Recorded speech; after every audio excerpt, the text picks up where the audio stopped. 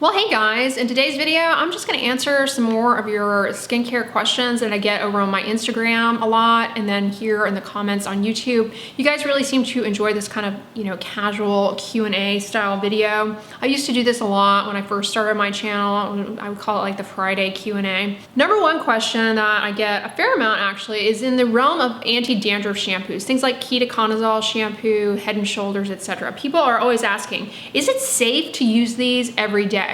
Safe? Yes. Nobody is, going to the hospital from using Nizoral shampoo every day. Is it necessary to use it every day to appreciate benefit in terms of controlling your dandruff? No.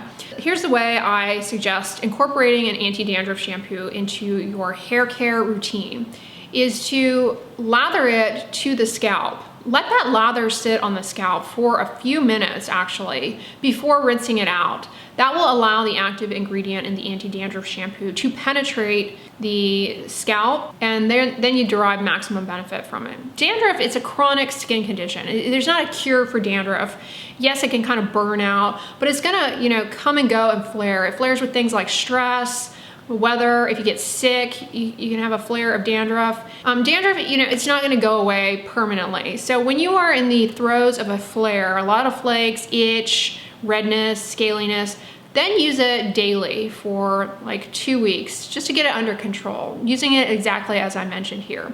One thing people don't realize with anti-dandruff shampoos is you are free to use, after you rinse it out of the scalp, you are free to wash your hair and scalp with your regular shampoo and then follow it with your regular conditioner. And so a lot of times people don't realize that, and they're using just the anti-dandruff shampoo. They can be very drying and leave the hair prone to tangling, not so manageable. Now, once you have gotten it under control after a few weeks, or as best to control as you can, then you can back down to just using it a few times a week as maintenance.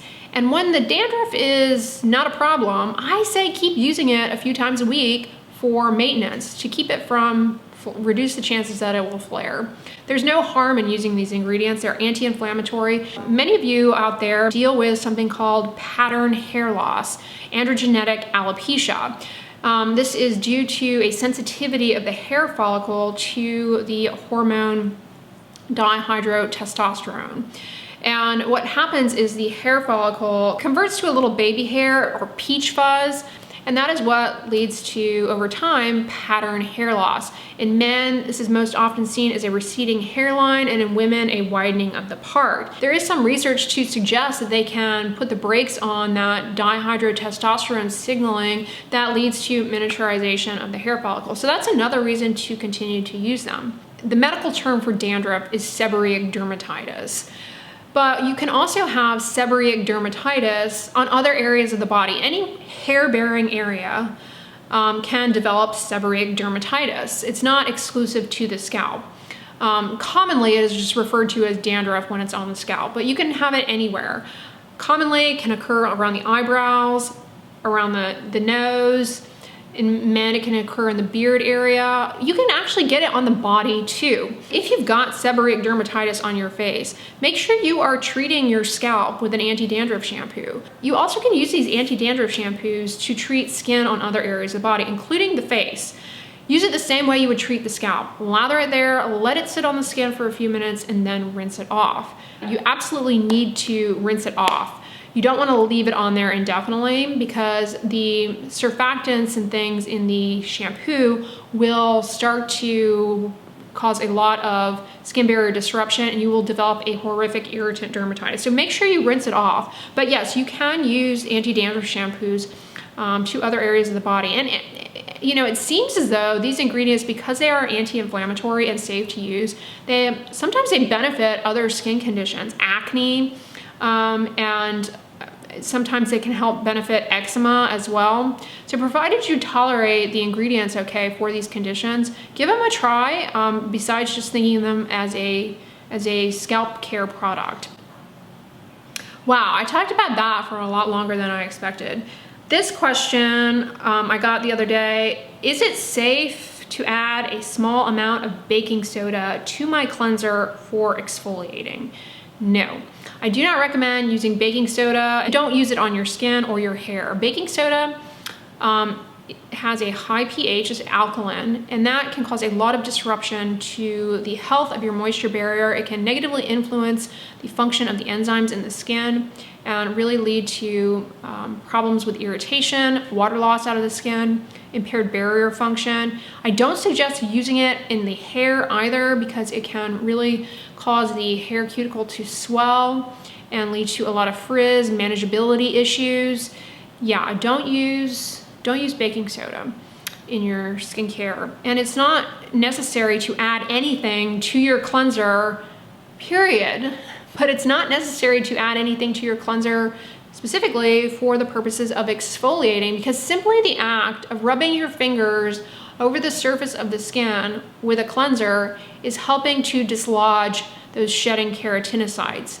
So there's no need to add some sort of abrasive, caustic ingredient like baking soda.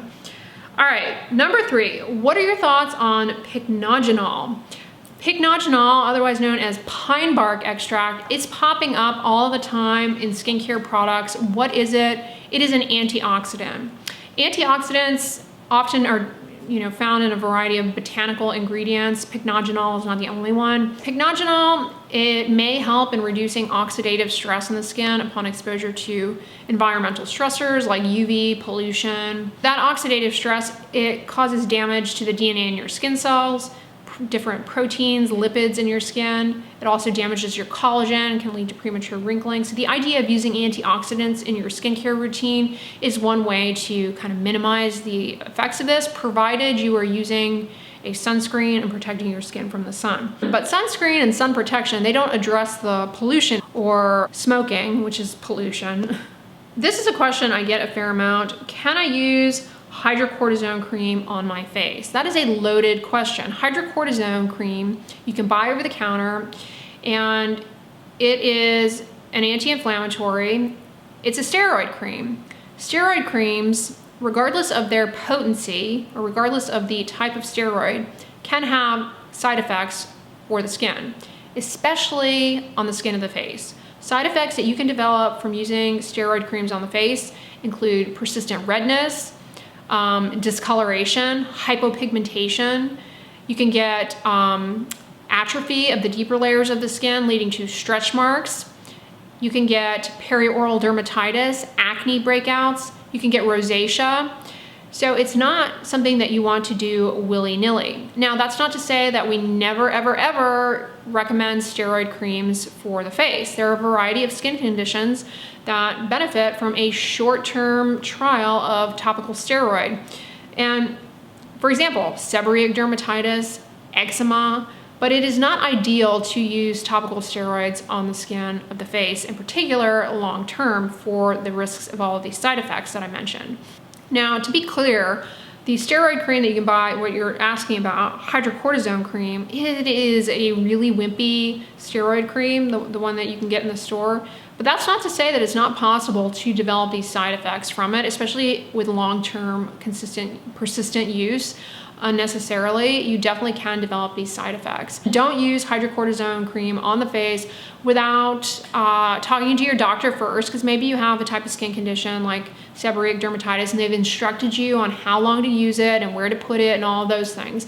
Here's the thing too, with steroids, you may think that you're treating one thing, and in reality it's actually something else, and that something else is made worse by steroids. For example, ringworm on the face, somebody might think it's a patch of eczema, and treating ringworm with a topical steroid can have a really negative effect, and it's called tinea incognito, where you are using the steroid cream and it's masking the rash because it reduces the inflammation, but the fungus is still there on the skin. And because it doesn't have your skin immune system coming in as robustly to make that rash in an attempt to, kind of get rid of the fungus, well, then it just goes gangbusters and the fungus grows. It's called tinea incognito. It actually can grow down into your hair follicle, because you have a lot of hair follicles on your face, your pores, and it can cause an infection in the hair follicle. And it can take up shop if, for example, in the beard area, it can take up shop in the hair follicle. And in that case, you have to go on an oral antifungal medication. So that's not good because tinea, it's called tinea, ringworm. Normally, you can just treat with a prescription antifungal cream for, you know, a short period of time and it goes away. But once it gets down to that severity, well, then oral antifungals are needed. And it's not to say that those oral antifungals are, you know, unsafe, but why, you know, go down that rabbit hole. Same thing with, you know, you may think if you've got seborrheic dermatitis, you may think, oh, well, my derm gave me a steroid cream in the past for this, and yeah, it's kind of coming back, so I'm just going to use hydrocortisone, self-treat. What if you have rosacea? Some people have an overlap with seborrheic dermatitis and rosacea, and you're actually making the rosacea part worse. Should I expect to have rebound worsening of my hair loss when stopping minoxidil? Minoxidil, brand name ROGAINE here in the US, is a treatment for pattern hair loss, androgenetic alopecia. Something you can buy over the counter and use to treat your pattern hair loss. And what it does is it shifts the hair cycle around to put more of those hairs in the growing phase. So remember, I told you that what happens is the hairs, they miniaturize, they turn into a little peach fuzz hair. And so using ROGAINE can kickstart the hair growth cycle for those follicles, wake them back up in a sense, so that you get some hair growth there. But because it's addressing the hair cycle, the hair on your head, it's in different phases of the growing cycle. You have growing, you have resting, and you have shedding. And what ends up happening is that as the hair cycle shifts around, you experience shedding. So when you first start ROGAINE, you will experience some shedding, but it is not part of your hair loss disease, and it doesn't contribute to your hair loss disease. It doesn't contribute to androgenetic alopecia, that initial hair shedding when you first start. It's just changing around the hair cycles in a way that you get that, you push some hairs out. Now, when you stop ROGAINE, that is removed and you again get a change in the hair cycles, you get another shedding, and then you're back to your baseline hair. So no, you do not get permanent hair loss when stopping ROGAINE, but you will have your hair loss continue along as it had been. And so you may notice that you have more balding after stopping ROGAINE. That is not because the ROGAINE caused the balding. It is because the hair loss was going along. Sorry, my battery died because I was blabbing too much and it cut me off. But no, to answer your question, stopping ROGAINE, it's not going to cause rebound worsening of your androgenetic alopecia, your pattern hair loss.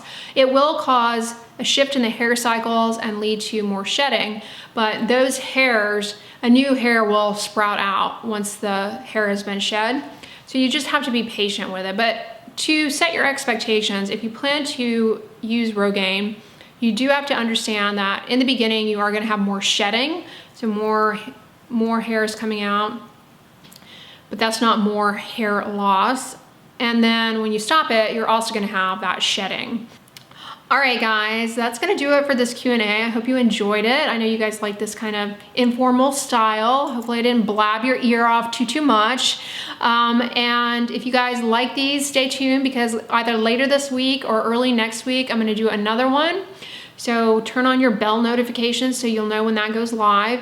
Now on the end slate, I'm going to put my last Q&A video for you to watch if you just enjoy these types of videos. But if you enjoyed this one, give it a thumbs up, share it with your friends, and as always, don't forget, sunscreen and subscribe. I'll talk to you guys tomorrow. Bye.